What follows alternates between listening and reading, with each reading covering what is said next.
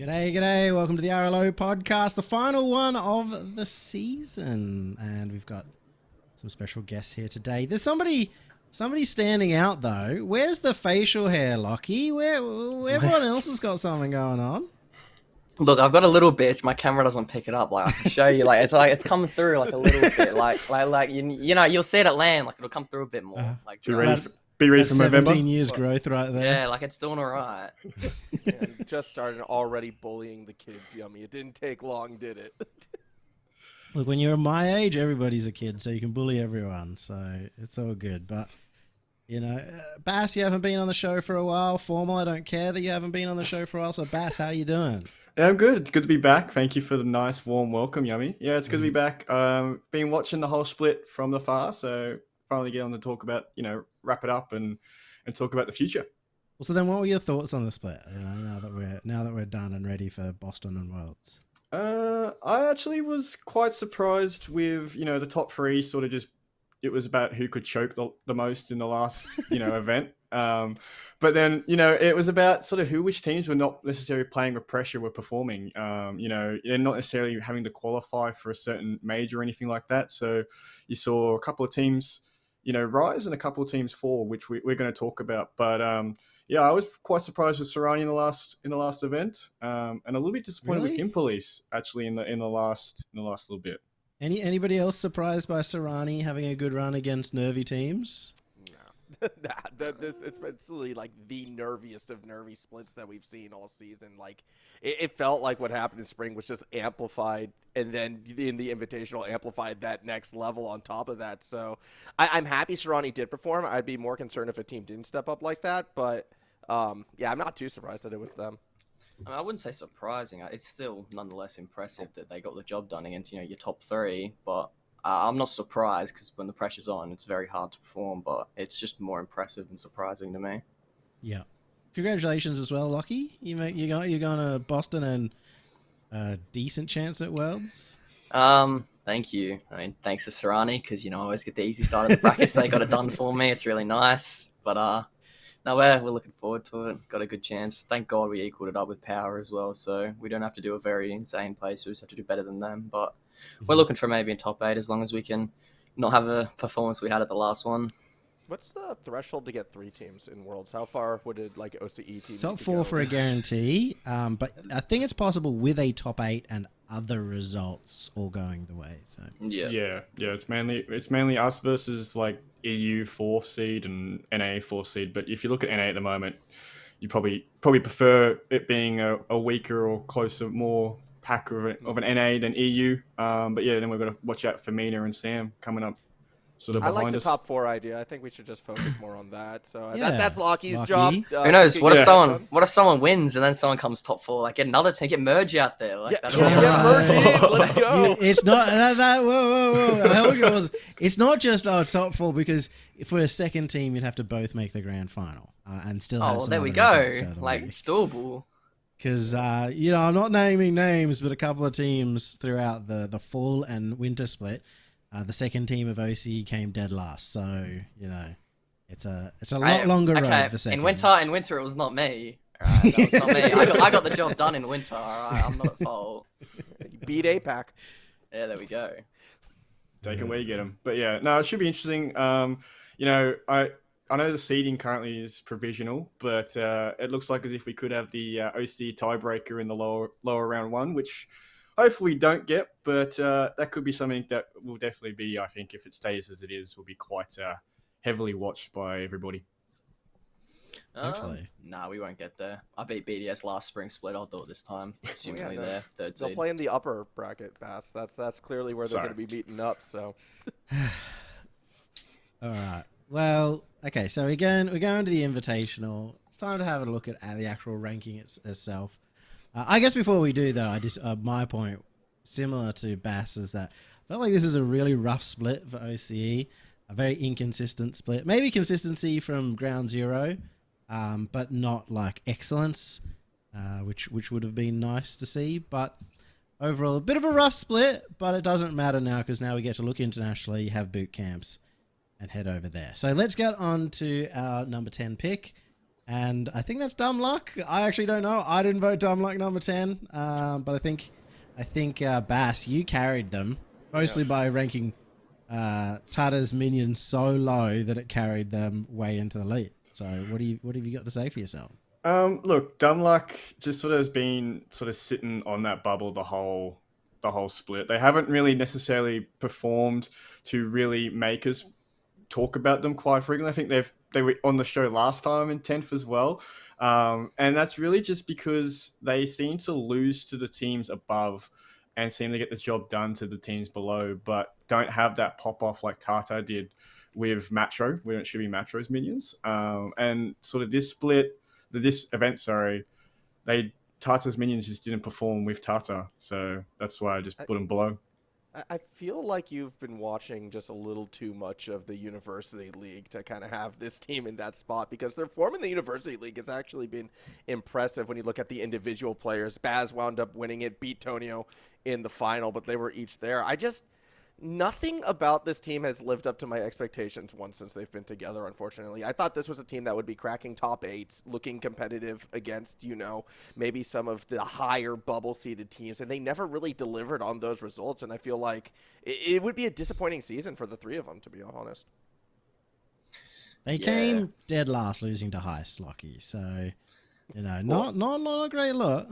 Dumb luck, they came last. Yeah. It's hard. Like, I don't know how to really rank these guys. Like, I know in them as individual players, but I haven't really watched them play at all. Well, I don't know. That's much just about it. Like, their results. individually, they should be, I would think, almost a little bit higher, right? But, like, their results just haven't followed.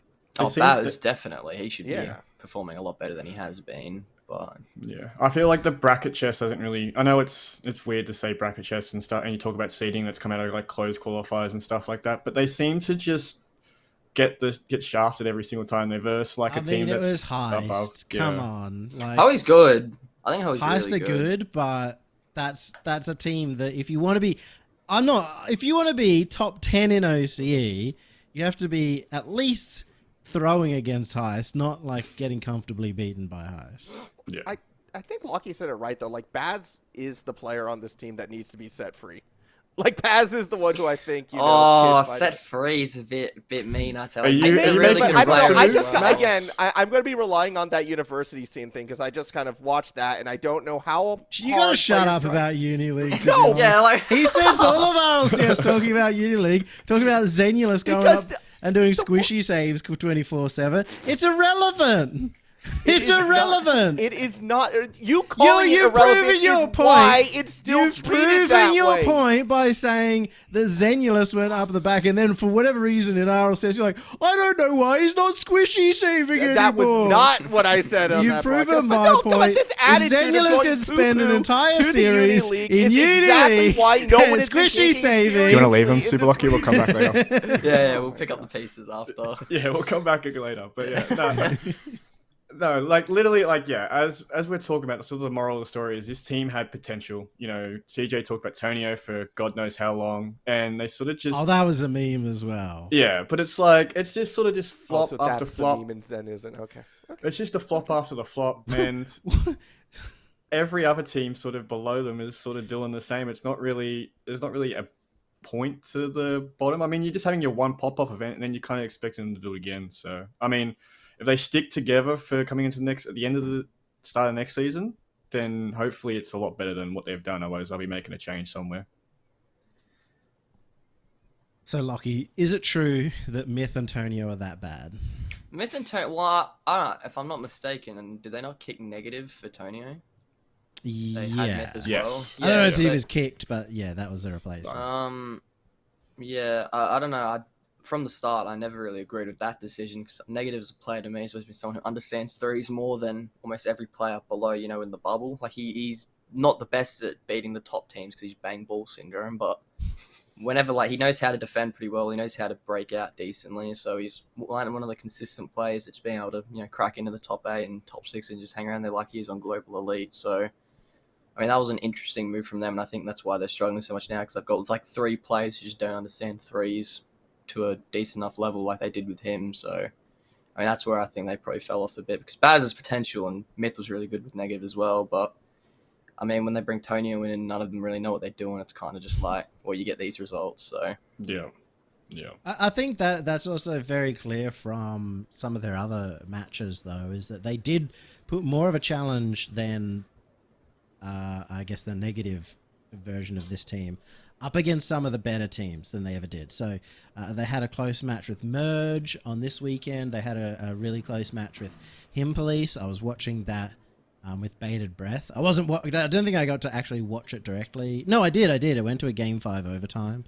I was in that very first round, and I was like, oh my god, I'm not going to do it after I knocked them so much.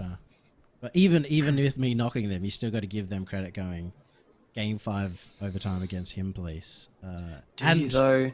They kind of threw that too. They did miss an open opportunity by double committing. So going close with top teams is impressive to me, but if you don't get the job done, it's the same as getting swept 3-0 to me. Like, you have to actually close out. This is the hardest thing. Like, I've experienced it firsthand at Lands when I got reverse swept by SSG and stuff. The hardest thing as a new player to beat the high level teams is to close out the series. You can get 2 games or 1 game pretty convincingly against a top level team, but to actually close out the series when they've turned it up, they've changed something up. That's why Dumluck probably can't close out, because it is the hardest thing to do in my opinion. So I don't know if you have to give them too much credit, but definitely more than the teams below them, like what do you call them, like Sin City and Ninjas and Phys6 and stuff like that.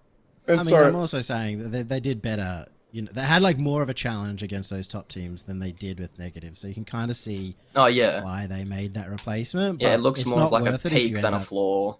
Yeah, if their floors unfortunately being lowered. Yeah. And sorry, Max, I didn't like Tata's minions run last event.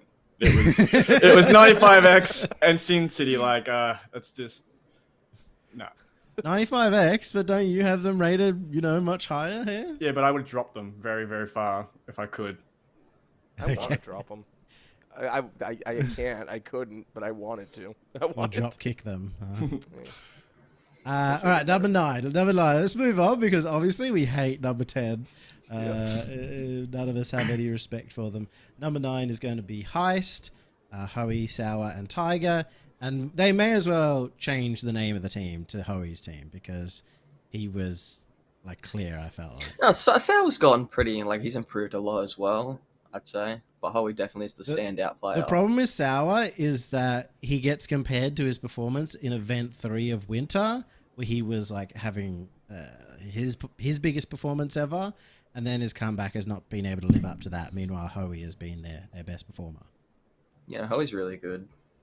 Yeah, it's a shame we're losing him. It's a shame he's leaving, apparently. I don't know if he's already gone yet, because it would have been fun to see, where he would have wound up and how far he could have gone with, some other teams like this.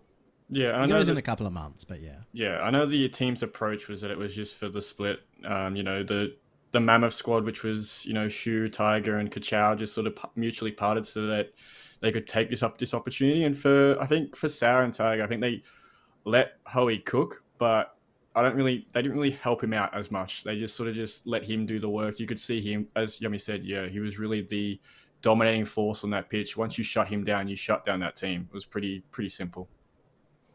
I mean, I feel like they got that 9 spot because of that one win against Dumlock, and that was almost one of the only things that separated them from those bottom teams. They looked good when we saw them on stream in that regards, in particular that match, but I don't know, because we didn't get to see them against some of their other matches. It's really kind of I don't know where the ceiling realistically would have been for this team. Well, some of it's carryover from the Anzac Day tournament as well, where they did really well. Crazily enough, did way better than Reborn Titans end up doing, despite Reborn Titans meant to have come out and been a strong team. But they did manage to get the top 12 over Dumluck, so they have to be higher than Dumluck. Yeah. And they are by one. By one. Just. By one. All right, number 8. And Superlachie favorite team. It's got negative on it, so it's going to be Global Elite. Yeah, the Tiv. I like the Tiv. I think he's really good. Just the way he plays threes, it's just very fundamentally solid, I think, just defensively and especially in midfield, the cuts, the bumps, just everything's so simple and easy, especially my 6-man. It's very easy to read compared to other players. The ceiling's not as much there, but, as you've seen with our team, we're a team that values consistency and then building from that, So it's, even though he's not really built too much from that in his time as a player, I mean, something that I value a lot is just consistency, and you can't knock the man. Like, and his old team top 8 here, he's top 8. Like, he's just top 8 everywhere. He's just a good player. He seems to be one of those plug and play type of players. You can sort of let everyone else sort of be able to work around him and sort of be foundationally strong. Shui performed well, when it was with Mammoth. They were sort of the one we talked about with Tiger. And sort of, I haven't seen much from Some yet to really give a proper opinion, but he sort of just, to me, has sort of just been there and just sort of does the job to help out Negative and Shu, and just they've sort of got those wins they need to. But yeah, mainly for me, the main player on that squad is Negative. So my kind of question then, almost for everyone, because we all put them at 8. What is stopping them from being the 17? What is stopping them from like being above 95x? Because when you look at the results, they are surprisingly similar. And I would almost argue Global Elite plays a more fundamental game at like a higher level. It's just the peak. Like, their ceiling's not good enough. It's the same thing I said after Regional 1 of this split, I believe, about the Him Police. And it's like, talking about play style chain and all this, it's like, they're just not individually good enough for the game. It's the same here. Like, these guys aren't individually as good as, the 95Xs and stuff like that to beat them in best of 5s, best of 7s. Yeah, I believe Some has some good potential. He had some games where he was really good at just outplaying individuals, like outplaying his way out the pitch, but not quite there. Shu, he could play playing better, but still, like, if you're going to compare Shu to Laxon kind of thing, they might have had similar levels of performance across the split, at least team-wise, but like Laxon's potential is so much higher. And then you got your Negative who's been consistently there, and he's going to continue getting top 8s. If the region doesn't get stronger, because at the moment, like, we're talking about teams that, overseas, they wouldn't even be talked about at all because they'd be not making it into main events. We've currently got a dearth of talent, at least at the mid and low levels at this time. Yeah, and you can see that with a lot of those different teams, sort of like your Attack of the Invisible Ninjas, sort of just coming back and just making it to the main event each time. It's bad to say washed, but they sort of are. They're sort of like the retired, just coming for a bit of the fun and still making the event. Whilst you look at some of those regions, they've got that youth coming through, and I think that's also come from a lot of our retirements, just sort of being all clumped together. That hasn't really allowed for the growth to sort of fill those spots. It's sort of being rushed into those filling of those spots, and sort of we've been on a bit of a back foot at the moment because of that. I mean, yeah, next season holds so much potential for that. I think we've got, Prompt, we've got Baz, we've got now Fades, and he's done it just towards the end of this split, similar to how we did it in the end of RLCS X, Got so many players, that are young. Yeah, Gus, I don't know how old Gus is, but he's just, a player that hasn't been at the top level. So many of them are coming up now, and it holds a lot of potential, I'd say. I mean, Bao as well, he's looking pretty solid as well. So there's a lot of, younger, or just not at the top yet players that are just surging in at once, similar to how it happened in NA and that. Yeah. So it is good. Well, number 7, we start moving into a few of the more regular names on this list that have been around for a long time, and Formal, since you love this team so much, you want to talk about them? What more is there to be said about this team? I mean, high ceiling, never really rose to it, unfortunately, during the spring split, and the Invitational was just kind of another example of that. In an event where the Pioneers were looking nervy, they got clean swept. You could say the same thing about that Power series. Power didn't look fantastic, and even though they didn't sweep that time, it really was the opportunity for a team that, has the ability of the individuals to really step up and rise, you would think, and they just fell short, and it was disappointing once again. Yeah, I mean, speaking about 95X for those who are podcast listeners, it's below. But yeah, if you're listening, talking 95X. Formal hates them, and I somewhat am annoyed too by Laxon and even Vortex not really performing up to my expectations of those individually. Luna has actually, I think, been underrated because he's been performing well since early last split. We rated him well. He got a B in the grading. Last split, he was insane. He's been underrated for a long time, I think. Yeah.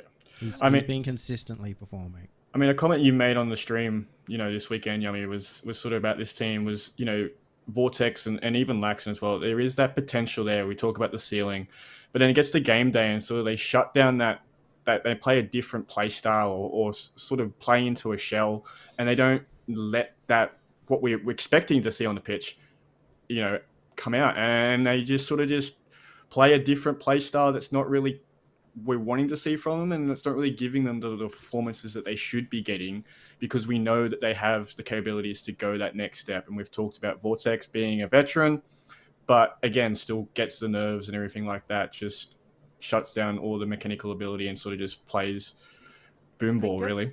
My question then would be, though, like, how much of that, though, would be their opponents just kind of recognizing, hey, here's what they're going to try to do. They're trying to get lax in with space. They're going to try to rely on his mech. Let's just shut that down and we beat them. Like, is that just sort of the blueprint right there for all of, the upper teams to kind of play and then force them out of their good style? Well, no one really looks at the game as what they're trying to do is like, oh, they're getting the ball to lax. And, well, I mean, everyone could, look at Pioneers and say, oh, they're just trying to get Banana head the ball and he's trying to mech, but no one really... Everyone, well, at the top to a degree, knows that you can't look at that's how they want to play and try and counter that, because that just doesn't really work. You've got to focus on playing your game, and if you want to, yes or sure, slightly maybe go demo him a little bit, but I mean, there weren't many demos, I'd say, from any team this split, so I don't think that was the approach anyone took. I don't think, at least. I just don't think, as a team, they were that great. Yeah. So what are these guys doing scrims, though?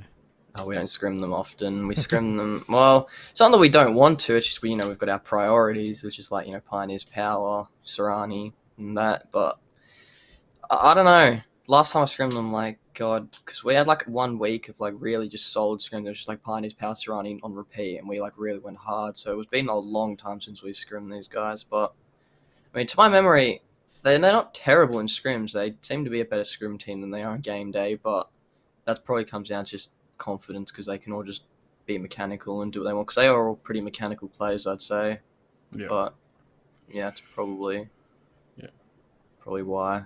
And just to go back to your point, Max, it's sort of you can't really necessarily shut down or play to a certain play style of an individual player. I think for coverage on defense, I think you sort of have the blanket type of rule where you're sort of playing a coverage to everybody and you sort of just see how that goes. But yeah, for this team, they just, even though they have a play style, I feel like they step away from that with their approach of what they're wanting to do on game day, and they're going a different approach, and sort of that would be, I know Superlachie, you haven't really scrimmed them, but that sort of gives me that impression if they play with that confidence and then sort of they get to game day and they don't have that same confidence. They're playing with the nerves, thinking that every series is going to be their last, which yes, it is true. But you can also play with the mentality of trying to think positively on the pitch, and then it won't necessarily always be thinking, oh shit, we're in game 5 or game 3 about to be swept. Need to pull something out of the bag. Anyway. Yeah. All right. Well, that's enough about 95X. It's clear that nobody cares about them. Nobody thinks to worry about countering their play style. So let's just move on. Formal. It's hard. It's No, hard you're to care their about biggest these hater. teams. You're their biggest hater. You can't try and come in and defend What? No, I'm them saying now. it's hard to care about them because, unfortunately, it really feels like a lot of these lineups aren't going to be sticking together over the offseason That's as true. well. So and again, they weren't up there fighting towards the top, so it's hard to find that emotional connection right now to really root these guys on. That's why you kind of focus more on Superlachie the likes individual them players. because they beat Power at the end of last split in that game 7 and helped him stay in the lead. So Did they? Or tie up. Oh, in the dumb luck, end of dude. last Dumb split- luck. It was dumb Yeah, luck. yeah. Yeah, But it was dumb that luck, roster. that's Yeah. Yes, exact Yeah, same the team. old- Just picked up. Yeah, the go guys. That's nice. Yeah, good stuff, boys. Yeah. All right, number 6, and this is a fall from grace coming out here. This is a little bit- poor. This is poor. Him This police is- it needs to be better, boys. It's for a very team poor. for a team that are meant to be. They're always talking about, we're going to get our win against a top 3 team. We're going to be 50-50. That's our goal. To be slipping further and further and losing to the teams below them is rough. Yeah, and for those who are watching the stream, it is meant to be -1. But I look at the start of this season. I was quite when the whole roster change happened, sort of into winter. I was quite negative on this roster because I called them the rejects, or the leftover squad, and they sort of were. You had your top 3, and then you had this, and it was like, they were going to always be fourth. They were the leftovers, yeah. Yeah, they were always going to be fourth. And then, you came into this whole split. If you look at this they've gone from letting Merge now roll over them now twice, which I gave them the benefit of the doubt last time being a once over. And then they got rolled over by another team again this week. And so it was like, what's going on? What is going on? They've got a coach. Like, is it something play style now that's just sort of... I can tell you what's going on. I think my prediction is going to be they have the most unreal expectations, like individually as players, that they should be competing against these top 3 teams. They should be doing this, should be doing that. And when they don't start to do that, confidence levels drop, and then they start to, oh, it's my teammates' fault. I don't like this team. I want to go somewhere else. Like, I think it starts to go along those lines. I think after Regional 1, that team was finished. Like, Regional 1 was like the end of our thing. I don't know much about them. I don't talk to them too much. So I don't know for sure. But my assumption would be like they were all just like, yeah, let's just finish the season. We're done. I think the biggest tell that, like, maybe it's similar lines to you, but different reasoning, is they were talking about they changed their play style. They're going to be so aggressive now. That's how they're going to have a higher ceiling and beat some of the better teams. And then when it actually came to that event where they'd changed their play style, and the third event too, where they'd had an extra 2 weeks to figure it out after a failed attempt, they still defaulted under any amount of pressure. Like, even the tiniest amount of pressure or nerves, they completely defaulted to running back to the net.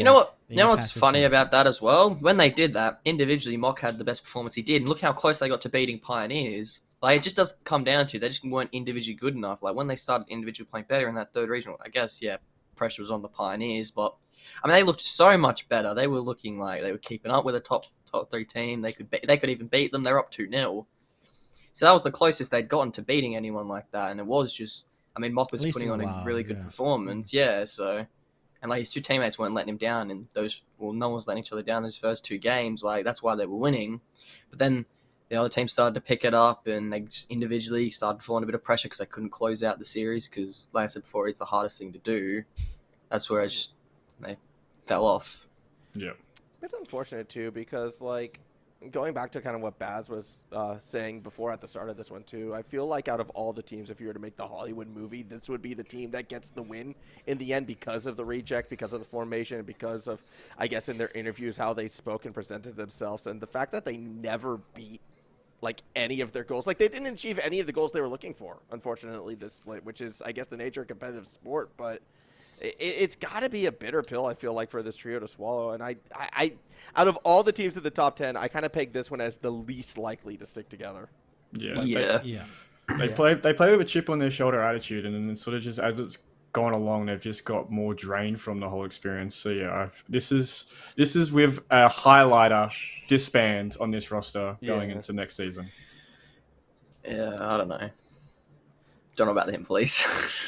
I mean, it again, when you look at all those that upsurge of young players that we're like talking about, if you want someone with a bit more of that experience, I mean, here's going to be 3 players right here, assuming they're all still hungry and want to play, that you can start to pair up with. And I think we're going to get some pretty interesting teams as a result.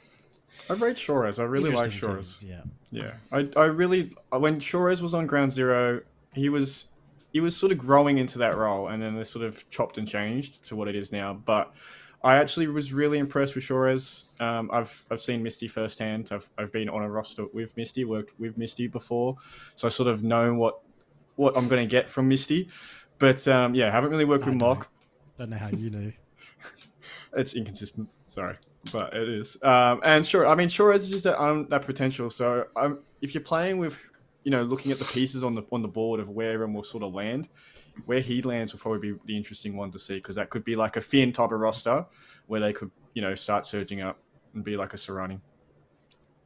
I think if everyone used their brains a bit for roster moves in the off season, I think for next season we should have, I'd say, 4 now. Like, it should be 4 teams that are just completely competing for that, like the top 2 like major spots. It shouldn't be 3 for next season if everyone roster changes. What are the odds of that, though? Like, how often does roster mania involve people only using their brains? I don't know, because like I said last season, like at the end of it, I was like, oh, next season's gonna be like, there's gonna be maybe a couple new players that come up, and it's gonna look really good. It's gonna be competitive, and then it was just like we had 2 people. We had 2 retirees essentially. So Yeah, that did Kind put a of. spanner in the works, but I think it's come through at the end with Fades and Michael or Big Pagsy, like getting it done at the end there. So I think I don't know there is, and then if you bring in like Prompt, Baz, like everyone next season, there should be a lot of players that if they actually play the game in the off season, there should be a lot of competition next season. I think, but I I think mean, we'll start I'll to believe cook it up. when I see it. To be yeah, honest, that's what I'm saying. I think if we're going to see it, I don't think it will be fall split. I don't think it will be until like winter because as we've learned like from this season for some of these players, like they need a couple regionals to cook. No one's coming in super hot since Lockie and Co did it if it's back if with it's 4Kid. if it's like, full split, it's Serrani, you know. But Yeah. even you know Superlachie and Co, you know they came out strong And go. and then kind of fell off for a bit and then came back into it. I mean, I don't know. Wasn't it like? Oh, I forget the number. Wasn't it like 8 seconds in a row? They got a second, missed one, 6. and then like 6 seconds in a row before winning. I think that's coming in pretty hard. They came like, second, they came third, and then they came fifth twice, and then second in the third event of that one. The Yep. third event of the first. So that's what I'm saying. It's like they Yeah, came yeah. back and had a bit of a rough period, and then you know obviously finished off strong and became that team. But it took a little bit of time. It does take a bit of time. It does. So that's what I'm saying. So like, yeah, I agree. There's going to be upstarts of young players. I think the start fall split, we're still probably going to be seeing this similar names, but once we get into winter next year, so like pretty much 2024, that's going to be the year when we start to see new teams. Really Are we getting? We're not really like getting any new players that are coming in and having like fantastic starting performances. Like Hunter in his first split, like especially his first 2 events were really dodgy. His third event is when he finally had like a good event, but it still wasn't up to even my expectations of what we'd seen of him outside of RLCS. So I mean, we've only had one player that's had a good first event ever in RSS, which was Banana Head when I was with him. It was his first event, top 2, and he was the best. So I don't think there's ever been anyone else in our region, to my knowledge, of being a player, at least, that's come in their first region and played well. I just want to say Metis. That's like a dumb thing in chat. He's saying, isn't format changing? I doubt we'll have a full split. You obviously know what we're talking about. We're talking about the first split back, whatever it's going to be. Yeah. Even if there is a change of format, which we don't know if there's going to be or not. So, yeah, first split back, which we would assume would be the full split, but you never know. I don't mind if they change, as long as there's still 3 majors for me to go to and get to play internationally. That's all I care about. Just also in response to Because Paxi as well. 3 teams each going to go. No. Yummy. Me. I'm talking about me here. I've been to every So major. you're gonna start switching teams just to go to the major. I'm not Fair enough. switching teams. I didn't switch from my old team. I got OC booed, Rising. and then I OC still Rising made every LAN. Like, I'm talking about me here. Like, I just need more. As long as they don't change the amount of LANs, I'm all good. Who's gonna lead the kick on you? Will it be Kaka or Firebutt? Oh, if they want to kick It'll be me, Jar. good on you, Be boys. Fernando. No, Fernando. it'll be Jar in the Jai chat. Richardson. Jai, he's gonna get rid of me. Also, I kind of want to respond real quickly to what Paxi said. Hunter got top 2 in that first event. Yes, Lake Show did. They had a bit of a interesting run there, and even then, I would And say Hunter that was didn't Sicky. play well. Yeah, it was Sicky kind of carrying that team when they got through. It was the vet. It was the vet leading the charge throughout how to play the tournament. But yeah, I mean, he was sort of weak when he still when I talk about weak, I mean he wasn't playing it to the strengths that he is now, and you could see that. I know JBL Grand Slam last year, and we talked about it at the PAX event. I know they didn't necessarily have the scrims to warm up, and they were pretty cold, but he looked out of place. And even the first major they went to, he looked like lost. So a little bit different now, but yeah, as Lockie said, Banana Head was sort of the one that was switched on from the get go. All right. Well, that's enough about the him place.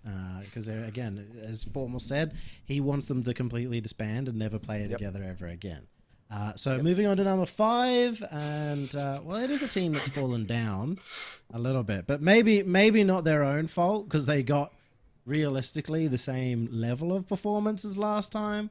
But Merge Esports, realistically, this was another really good chance for them to do well, considering Power were in the most nerve-wracking looking state of all time, and yet they still couldn't take it out from them. So a rough one. That series is weird, Yummy. That was a weird series. I'm with you, though. It was weird because Power was nervy, and that was Merge's chances. But to go from, that 6-1 win to then just getting, Well, I guess timeout buffed against them from the power side. Those last 2 games didn't go their way, but I still feel like this was a good split overall for Merge. I mean, they did better than what they did in both winter and fall. They finally got their top 4. We saw the improvement coming through. I think Gus has been looking better and better. I'm sure they would have loved top 4, but Serrani happened, and that was a tidal wave that, you can't deny at this stage. So 5th is a right spot for this team. Yeah, I'd say it's fair as well. I think as individual players as well, I think they just do sit around that level compared to everyone. I genuinely think individually, Gus clears everyone on the him plays. Caleb's gotten a lot better since I saw him a couple splits ago. I wasn't impressed by him, and Cobbo's just been just consistent, just decent at the game, really. So, I mean, I see they are very clear of him police, I think, individually, but then I think everyone on Serrani and above is just clear of, everyone on Merge. So I think individually this is a pretty fair ranking. You're saying we need to see Serrani versus Merge directly? I mean, we did, and Merge won, didn't we? Regional 1, I think. It would have been early on. Yeah, it was. Yeah, I remember because Fades was having a sook all day after it, being like, Oh, how yeah, do we lose to game Merge? five. How do we lose to Merge? I'm never losing to Merge again. I mean, Fades is saying that, then he's got a little bit of blinders on, because how do you lose to Merge? Probably his own fault. How do you lose to Merge? Probably Gus. Let's be real, it's Gus. He's just too good. You could bring up the fact that Serrani are number 4, because Fades is the one that I felt We was don't talk struggling about for Merge. them a lot for the first 2 events. So that's why Merge would have beat them, because Merge haven't been struggling as much. Like Caleb was definitely struggling in that first event too. So Yeah, I think for No, he was regional 2, we finally got to see the Caleb and Gus duo really come to fruition. A little bit not necessarily as prominent on the weekend as it was in the second event, but yeah, the second event sort of they showed what that ceiling was, what that potential ceiling was, and they sort of cracked the code there. But yeah, again, they had it all. We've talked about this a couple of times with Merch this whole season. They've had the opportunity to really set the tone and cause a couple of upsets, and not meant to be. They just sort of let the team steamroll them and let it be that. I mean, again, I would argue they were competitive in that power series. I wouldn't call that power Merge series a steamroll when it's said and done. And again, you can't take away they finally did crack into that top 4. So, and they solidly beat teams like Serrani, like Him Police when they did, have those matchups against them. I mean, I want to go back to what you said. How was Power not steamrolling Merge in that series?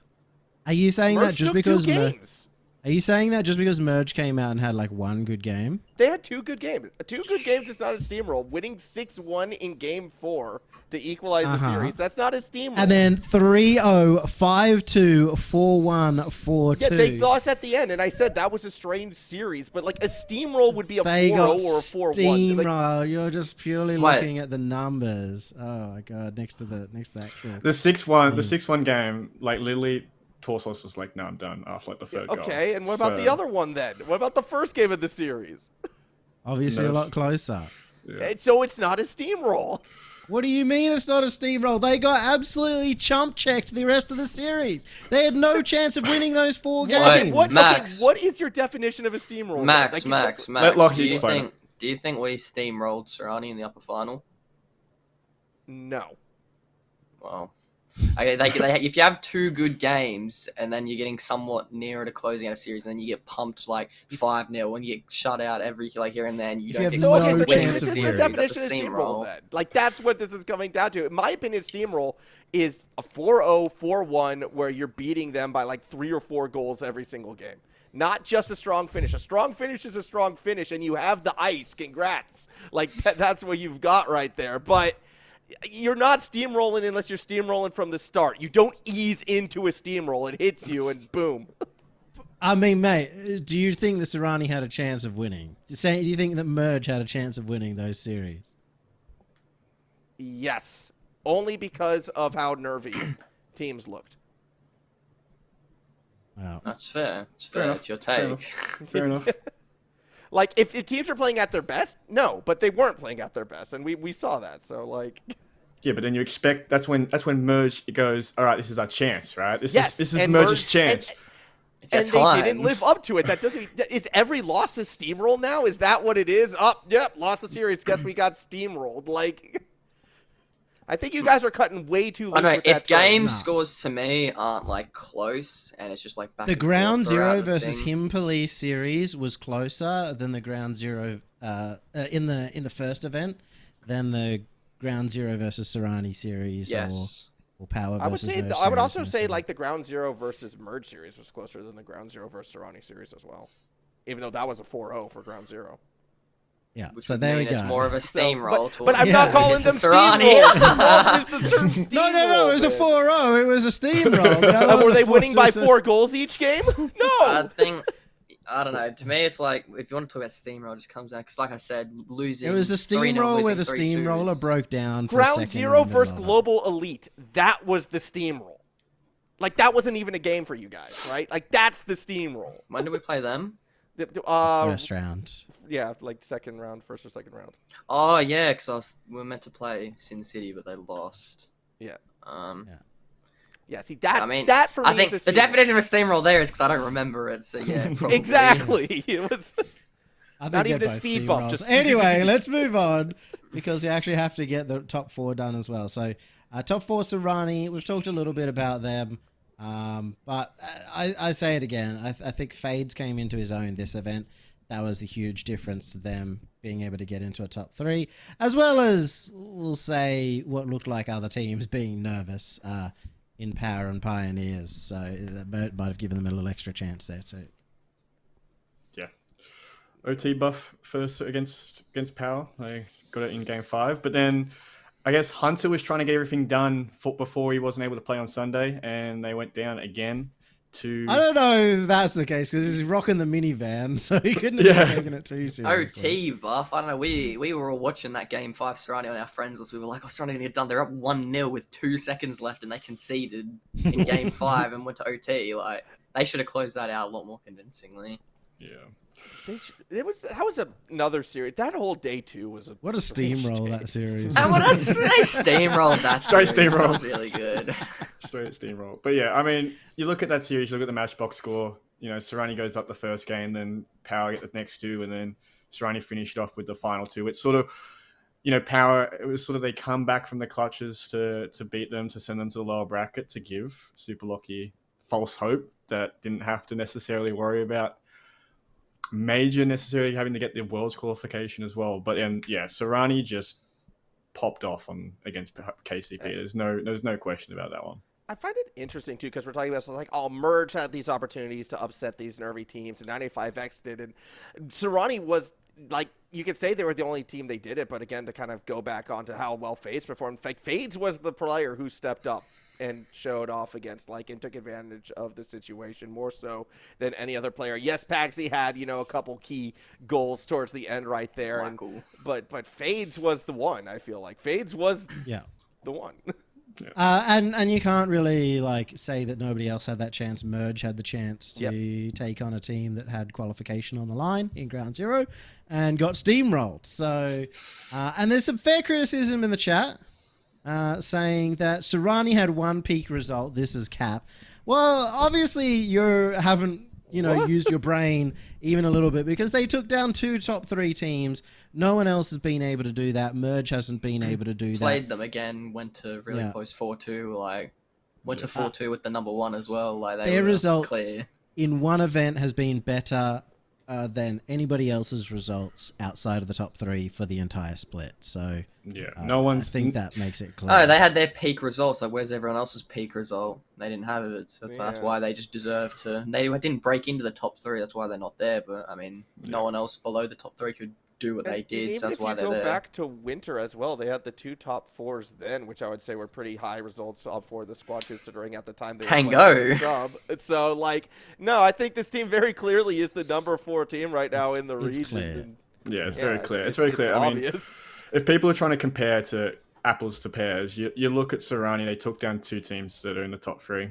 I don't know. No one else has done that yet. That's below. So yeah, realistically, we should put Serrani number 2 because they were able to take down those 2 teams. So No, it doesn't matter how head-to-head results go. It's a power rankings, and so based on your overall strong performance of getting a third place, which no one else has been able to do, you have to put them in that top spot outside And do it the top over the three. top of two of the other top three Yeah. teams and Yeah. going close with the other third team and then playing the team you beat again and going close as well. Like, it's just better if than they did anything it- anyone else did. If they did it through the practically free side and just beat Ground Zero to make it, I think there's a good argument for them to not be there. but Or if had they take went to down two. lowers and beat like 95X and merge and then they got like one win against Power and then Yeah. just lost completely in the lower final and got smashed, then that would have been different.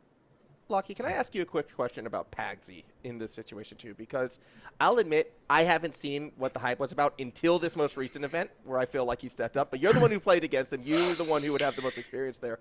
What does Pagsy do to bring that hype? Like, why Nah, is Pagsy it's that just guy on this Finn. team? The hype's around Finn. Finn's the best player. Finn's the greatest. But with Pagsy, it's also it started off as just like a meme. It was just like a funny thing because everyone People like him, everyone was yeah. friends with him. He's just a likable person. So it's just a bit of a meme, like getting around like Michael Pago gonna get the job done. And then and I don't know, like after the results they had here, and he did step up as well. And He stepped up in the invitation. yeah, he has played very well. So I don't know. I don't know. Maybe the fake hype that has just pushed him over Yeah. the line. Now he's just performing like crazy. We've got to probably pull it down a bit. 'cause otherwise I'll my take the spot might be negative going. take and say that his next level's still not as good as like Finn and Fades. So. Oh no, that's why So- the actual genuine hype around players is around. Yeah. I mean, Yeah. for me, Fades was the best. Like he was probably fourth Yeah. best player of the regional that invitational. But as a consistent good player, I'd say Finn is. Finn has had a better split. Yeah, Yeah, he's just the better player to me. I was interested to see where Finn would go with this roster when it was first formed after leaving Ground Zero, and where they've ended up at the end of this season. Quite impressed, has to be said. Like to where he was to where he is now. It's an interesting take. It's a different avenue that I would have seen with him, but it's definitely the best player on the roster with Fades close behind. I think it'd be interesting to see. This isn't me saying they should do this, they shouldn't, but an interesting roster for me would be to see Finn and Gus together. That would be very interesting to me. See Finn, how they Gus, go Fades. Who would Finn, you Gus, wish if- Fades, Finn, Gus, Shores, anyone in the him police maybe, something like that. Just anywhere like at that could be like there's your fourth team right there that very easily can take over a team if they put a bit of work in. So I don't We'll see. know if I want to break up Pagsy and Fades though. Like they were connecting You mean so well. that Pagsy and invitation. Finn or Yeah, I would go for Pagsy and Finn more than with the Fades. friends? Oh Yeah. yeah. yeah. Well, I okay, don't- I don't know where all the we need to friendships get on to the fit top into it. three anyway. So number three, fall obviously from winning the second event is going to be Pioneers. Bass, you wrote down here that Scub is on the team. What is your thoughts on Scub this split, hey? Look, performance is out of this world, to be honest. Best player in the roster. Nah. That's poor scrub. Look, this roster, they had the potential, and using Tango to qualify for major is something a bit questionable. I know we talked about Tango last event being, coming in with, but he had the upper bracket, and he had to do it from the lower bracket this time around. And yeah, when you're playing with that type of knowing that it is do or die, you don't have the extra game in hand. It's a lot harder to do, and against a power squad that's just as nervy, but at their full strength, I think that's why they've dropped so far. Yeah, it's a shame too because I do like as great as Tango was as well last event. I do kind of wonder how they would have looked like if they did have Hunter playing on that final day in this one. But I don't know, Lockie, you're shaking your head like it wouldn't have mattered. They were going down either way. I don't know. Hunter, I said last split as well. It's like Hunter is the best player on that team when they're playing their playstyle. But their playstyle sucks. Like, I'm sorry. I hate it. It's so bad. And it's like when they brought in Tango, it was an element of just like structural. And you saw it in Regional 2, like consistency. And then Banana Head, because he was playing well, it was way better than anything they'd ever done with Hunter. Yeah. So, and then like third split, they very well could have if Banana Head had his fingers for that regional. But I don't know. I just think if they had Hunter instead for that second regional is just because it's a completely different play style and it's like everyone's playing different. So I think it's It's not a good point to say if they had Well, him that's why instead I'm of not him. saying do they win it. I'm just like kind of asking like how different would they looked, and what you're saying They would is have they looked look very way different. different. Yeah. Not maybe not a bad different, maybe not a good different. I would say Yeah. bad because I just hate the way they play. But I don't know. Just I think it would definitely have been very different because it's a complete 180 in the play style. Yeah. I also think they did get in their heads a little bit that they could actually make the event in the third event compared to the second event of the split where they played so free, and then once you get that upper bracket advantage, you're like in such a good spot that it doesn't matter. Yeah. But yeah, they played scared looking banana head defaults to staying in it and then air dribbling it the entire way, and it turns their team from a team into three individuals hoping for the best, and it completely gums up the works, and it prevents Banana Head himself. He's preventing himself from making good plays. The hardest thing I said is closing out a series. The second hardest thing is playing with expectations on you as a team. And after they win a regional with Tango and then they come to this next one, they're like, I mean, it's not an expectation, but subconsciously or even just being, if they're just honest with themselves, they just won with this guy. They can win, right, against another team under pressure. So I think when the expectations are on, it was the same with Power in that winter split. 8-8-8 is terrible. They have something to prove. Not really too many expectations on them anymore. They win the regional and then they go back to third. And then they look bad last regional. So it's like when there's expectations on, I think everyone just naturally struggles a lot more. So I think that's probably what happened there in that last regional. Did they not scrim with Tango at all throughout the break? No, that whole time they were playing with Hunter. Because like if you, like that's strange to me, because if you know that you've got Tango playing on a day that's going to mean qualification for a major, like you would at least do 8. You would at least try and do a scrim. There's that, but there's also like, I mean, it depends how they look at it. Cause like they did have Worlds to look into, and I don't know who they're going to be playing with there. I think it'll be Hunter. It'll be Hunter, yeah. Yeah, so like, if they look at we're probably going to make Worlds. Look how far in front of everyone. Let's keep scrimming with this guy. Let's just try and get ready for Worlds. Worlds is the big one. And they're like, if we miss this one, right? I do think they should be scrimming with Tango either way, but that could have been a way they looked at it, which isn't too wrong, I don't think. Tango's always talking about how he's retired and like doesn't have that drive. Is there a chance that Tango just didn't want to scrim, or like what? That could have been it as well. He could have just been like not around. He'd be like, look, boys, I'll fill in on the weekend. Can't show up to scrims. Just show up for Championship Sunday. That's all. That's all he does. That's the best. Yeah, and he was good. Like every time, he wasn't the problem in that series against Power. Like he was fine. I think he's always had that good structure, and I think it's also come down from you look at his history of teams he's also played with and learnt from. Like he was on the Attack of the Invisible Ninjas back in the day, which was Canberra Havoc, which that was his play style. That's how he developed, and that's what's made him, you know, a good structured player. From playing with Walcott, playing with Leduc, you know, they are clear positional type of players, and he slotted in well. So yeah, taking that experience to Pioneers allowed him to, as you said, Lockie, like to give them actual structure to play with, and that's why they performed well second regional. This regional, not so much really. All right. Do we see it? Do we see what? Do we see Tango like come out retiring? Is there any way to convince him? No. He said no to me, but I want him to. Yeah, number 2 is going to be Power, who have scraped out the major, it feels like to me. I mean, obviously the results between everyone was very, very close at the very end, but they did not look comfortable in this third event making the major. Maybe even just the fact that the Tango sub came out gave them the edge there. Yeah, I mean, I don't think they edged it. I mean, they had 95x merge. I mean, me and you think they steamrolled merge, and 95x got one game, and then it was all Power. So I think they did, even under the pressure, as bad as their playstyle looked, they still got it done pretty convincingly to me. And then they got to Pioneers, and they were just the better team. So, and they've had a first and third. I don't think they scraped by. I think they were just. It was still a game 7 against Pioneers, though. Yeah. No, yeah, that was like that's not comfortable, but. I don't know. I don't think they scraped through for the major because they did get a first, they did get a third, and that when everything was on the line, both of them looked very bad. So I guess they scraped through there, but to make the major over a whole split, I think they were pretty solid. I'd say they're great in the first event. I'll be honest. Oh, yeah, no expectations. They were incredible. When they came out of Anzac, they looked re-energized and looked switched on. And then that second event sort of just killed the momentum they had. And then it caught me off guard. They lost to Serrani on day one. Yeah. And it wasn't, and even like I put out a tweet as well, like, poor Ground Zero, I apologize. I like muffed a tweet for Wikipedia like 4 times just because like Yeah. I wasn't like expecting it to come out and stuff like that, and was just trying to rush it to put it together because you expected Power to win that series, and Oh, you expect it, but I mean, power of You're not history. If they're surprised. gonna, You're if not they're gonna, if surprised. they're gonna lose to a team that's like not in the top 3 when all the pressure's on, it's gonna be either a Serrani or a Merge where there's an X factor player like a Gus or a Finn. Like they don't, or back when placeholders were a thing, first region they had Fireball. You know, when there's an X factor player, they tend to.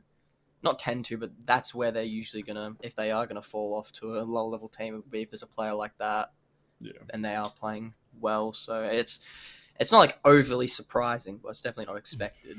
are we worried for them at Major though? Yes. Of course. Yes. Yes. It's I don't know. It's like I think if the you're experience extreme just helps them confident- so much. The experience, I don't know, because you looked at what they did in Rotterdam, and that literally was just sheer experience. I swear, like they got out there, what they practiced, they just put it into play. Just confidence, just go, and that mainly would come down to we're not expected to win these series because we're OCE, so let's just have confidence and blah blah blah. But I just think that could help them just scrape through something this major because they are very experienced. I mean, Big I think T's they got all could that do experience. well. I think they could do well, but I think to be confident in them is. Oh, I'm is not pretty confident in crazy. them. Yeah. I'm not confident in them. I have a little bit of faith that they could do something just of how experienced they are. It really feels like Power has become that team that just always plays to their opponent level, no matter who their opponent is. Especially when they get nervy, especially when things get antsy, and that can get you a win or two if you can like get above it, I'm sure. But it's just I don't know. Like if they looked like they did the first regional, like back during Spring Open, I'd be a lot more confident if they had kept that level of play up. But it seems like that was just like a flash in the pan moment when everything clicked. All right, and we're going to skip the number 1 because no one cares who that team is. So number 1 is going to be Superlachie's team, Ground Zero. He would claim that it is his team and that he had carries. Hello, not my team. This is a team, okay? I might be the best player in the region, best player this season, but this is a team, all right? And I've got the most mechanical player, I've got the smartest player, and they've got the best player. Like, it's a team effort here. Like, come on. I wonder how much Kaka and Fiber think you are the best player ever that's ever existed. Oh, not in the ever. No, entire Drippe world, still so. clears. He is ever. Like, Drippe, I'm not saying okay, soon will be ever. But at the Soon. moment, you can't take that from Drippe. Yeah, maybe get a top 4 at the major. and then Okay. maybe there. Top four at a major and top 4 at Worlds 6 years ago or whatever it was is like. I think it's a lot harder to get a top 4 now than it was. All right, fine. back Get a then. top 6. I'll get a top 6. Yeah, I need that to get first seed. I think so. Yeah. I'll just do that real quick. And an Yeah, extra top slot, 6. You know what? Like I think as much as I don't think Ground Zero had a groundbreaking performance this split, they were just consistent. They were very, very clearly consistent. They did exactly what Superlachie asked for and not play really shit at any points in time. Yep. I don't know if I can say that on the RLO broadcast, but we're dropping the 1 S-bomb we're allowed for a G-rated broadcast. It's all right. It's all right. We're doing the marble. You're allowed to. Yeah, we'll be getting it out. I don't know. Like, there isn't too much to say about like they're number 1. They're the number 1 seed going to the next major. The only team to make every single final since winter split. Like it's they've been atop that mountain. It feels like since the roster came together. There's always been an argument that they should be that number 1 team right now. So it is fitting that they're the team going, and I really do hope you guys do make that run and get into Worlds because it would be so disappointing if our number 1 team doesn't wind up there. There's more faith in it this time than it was last time because last time it was just like a honeymoon. And as every honeymoon, they go through a downward trend. Even though our downward trend was still making every final, we had, I think everyone could admit we weren't looking the greatest we could have looked. And I think after things didn't look so convincing. When Fiber said that series against Merge, I think it was, everyone's saying we're missing open nets or stuff. He said it was like one of the best we felt because of what we worked on, seeing it come through, which we know is going to help individually, or not individually, like internationally. It's like really important. So is that the one that Yumi said you guys steamrolled? Just. We did. It was like 15 shots a game. It was a steamroll, but we just weren't finishing. And finishing something we can work on individually. But the things that now that we've got our base that we are all comfortable with, I think we've been in every final. We've gone over the hurdles, like the external hurdles outside just strictly gameplay. I think getting to the major, and we can all agree on what we need to focus on. There's a lot more we can build from our foundation now than there was, because we're still establishing our foundation, because we were sort of like on a downward trend going to the first major. And then I think at this one, we're going up. I mean, we had second, first, so at least we've won the final one, and we've pretty established our base of what we're going to do, how we're going to play. Just how can we build on that to, beat those teams overseas. All right. Well, Dover's yelling at us, so we got one last thing to say. How is each team, Superlachie, going to do at the major and worlds, if you want to say? What, like OCE teams? Yeah. We're gonna at this major, we're gonna place top 8. Power's gonna come 16th. Where it's gonna luckily get a 3rd slot, and then I think we're gonna come 16th at Worlds. I think Pioneers will come. Oh no, because we'll come 12th at Worlds. Pioneers will go 2 and it's in Swiss, right? So I think Power will go 2 and 3 in Swiss, and I think Pioneers will go 1 and 3 in Swiss. Okay. Bold on the 3-team prediction. Well, that's assuming that, right? Like the teams thing works around after we get a top 8, and then 3rd team goes. If it doesn't, then Pioneers go 1 and 3 or 2 and 3, and then we'll be the first. Oh wait, no, we'll also be in Swiss. Yeah. Swiss. I don't like Swiss. Yeah, why is that? It's not great. I've never really played well in Swiss. No, we'll get out 3-2 in Swiss. All right.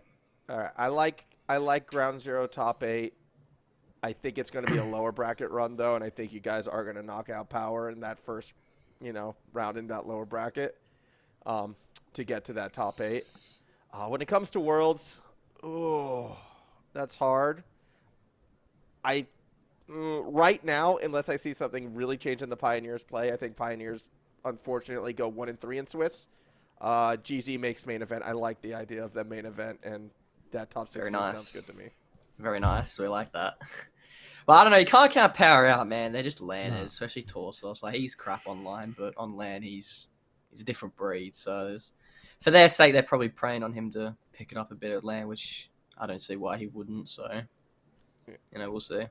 Well, I will say this. If they somehow win that upper bracket round 1, then both you guys are going top 8. If they beat NA's first seed, then NA's in the gun. I get EU is so clear of NA right now, but come on. If NA's first seed can't beat our second seed, it needs to be better. The thing is, how do you know who first seed is? It's like, well, I'm praying. It might not be much of a difference between first and fifth. I'm praying it's version 1, because there's no way any of them are keeping up with Daniel and Beast Mode. Like, it's not happening. But if it's Complexity, even though Complexity are a very good team, I see a little bit of a chance that they could upset a Complexity. Well, but what about if it's like Furia or like something how would like that? Furia be the first seed? Because if they win the event, they'll be the first seed. Wait. No.